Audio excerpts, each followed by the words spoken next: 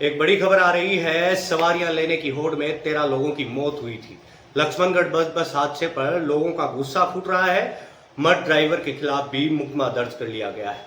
सीकर के लक्ष्मणगढ़ में हुए बस हादसे में हुई लापरवाही पर लोगों का गुस्सा फूट पड़ा है। लक्ष्मणगढ़ के आसपास के लोगों ने बुधवार सालासर से नवलगढ़ रूट पर सरकारी बसें चलाने और प्राइवेट बसों की मनमानी रोकने की मांग को लेकर उग्र प्रदर्शन किया और टायर जलाए। लोगों का आरोप है कि प्राइवेट बसों में सवारी लेने की होड़ होती है, इसलिए हादसे होते हैं। यह हादसा भी इसी वजह से हुआ। इधर देर रात सीकर से जयपुर रेफर हुई एक महिला की मौत हो गई। यह हादसे में ड्राइवर समेत 13वीं मौत है। 29 में से 9 घायलों का जयपुर और 20 का सीकर में इलाज चल रहा है। पुलिस ने मृतक ड्राइवर के खिलाफ मामला दर्ज कर जांच शुरू कर दी है। अब देखना यह है कि आगे सरकार क्या करती है। बता दें कि मंगलवार को सालासर से नवलगढ़ जा रही तेज रफ्तार प्राइवेट बस लक्ष्मणगढ़ में घुमाव पर पुलिया की दीवार से टकरा गई थी। मामले में परिवहन विभाग ने 10 नवंबर को हादसे की रिपोर्ट मांगी।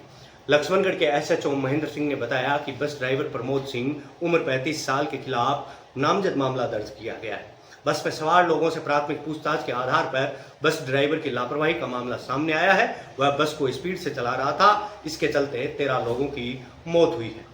मामले की आगे की जांच लक्ष्मणगढ़ सीओ को सौंपी गई। पुलिस के अनुसार कल 10 लोगों को इलाज के लिए सीकर से जयपुर रेफर किया था। उसमें सुजानगढ़ की रहने वाली 32 साल की महिला माया देवी भी शामिल थी, जो बस में बैठ कर के लक्ष्मणगढ़ की तरफ आ रही थी। देर रात इलाज के बाद उनकी भी मौत हो गई। कई घायलों का इलाज सीकर और जयपुर में जारी है। आरोपी मृतक है तो भी मिलता है क्लेम।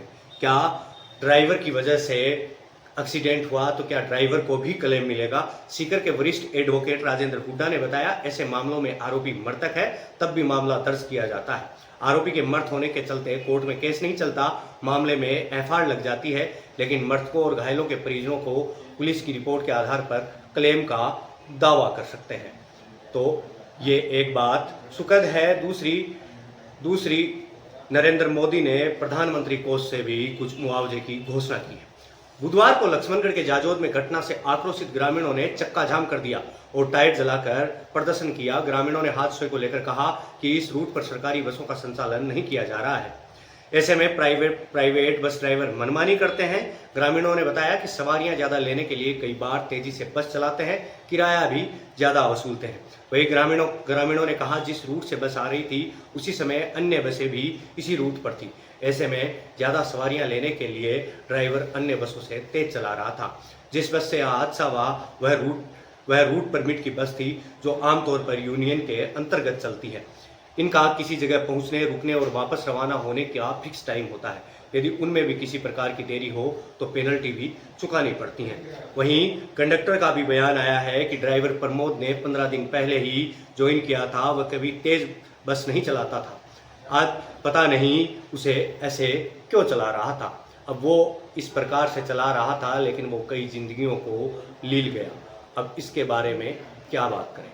कंडक्टर राकेश शेखावत ने कहा कि वह पिछले 1.5 साल से इसी बस में बतौर कंडक्टर नौकरी कर रहा है। ड्राइवर प्रमोद 15 दिन पहले ही आया था। उसकी हादसे में मौत हो चुकी है। मैंने उसे टोका, तब भी वह बस को भगाए जा रहा था। जब पुलिया आने पर वाली थी तो उसके 500 मीटर पहले ही प्रमोद को मैंने धीरे करने को कहा, उसने अनसुना कर दिया और 13 जिंदगियों को वो लील गया।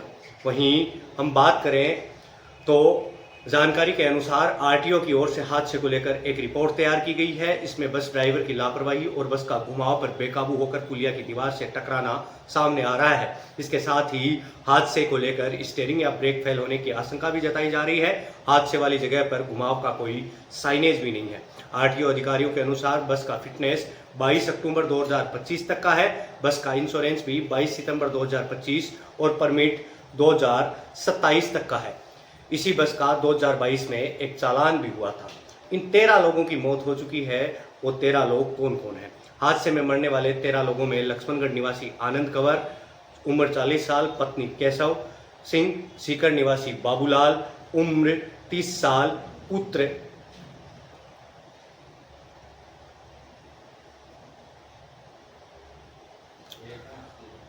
आसाराम, बासनी निवासी सीकर, गिरधर कंवर, पत्नी किशन सिंह, लक्ष्मणगढ़ निवासी सोनी देवी, पत्नी मिठू राम, लक्ष्मणगढ़ निवासी सरोज, पत्नी सुभाष लक्ष्मणगढ़ के सेक्टरों की ढाणी राजास निवासी विनीता उम्र 32 साल, लक्ष्मणगढ़ के वार्ड 33 निवासी सीमा वाल्मीकि उम्र 22 साल, बुमा बासन निवासी किरण कंवर, नेचवा नरसास निवासी कमला उम्र 35 साल, जाजोद निवासी बनारसी मेघवाल उम्र 55 साल, फतेहपुर के कारंगा बड़ा निवासी नीरज उर्फ आदित्य मेघवाल उम्र 16 साल, खाजूवाला बीकानेर निवासी प्रमोद सिंह उम्र 35 और माया देवी उम्र 32 साल सुजानगढ़ शामिल है। वहीं 29 गंभीरों का इलाज जारी है। ये मनमानियां आखिर कब तक चलेंगी, इसके बारे में कमेंट बॉक्स में हमें जरूर बताइएगा। अभी मैं आपसे विदा लेता हूं, मिलते हैं किसी अन्य वीडियो में, तब तक के लिए आप देखते रहिए द बूम।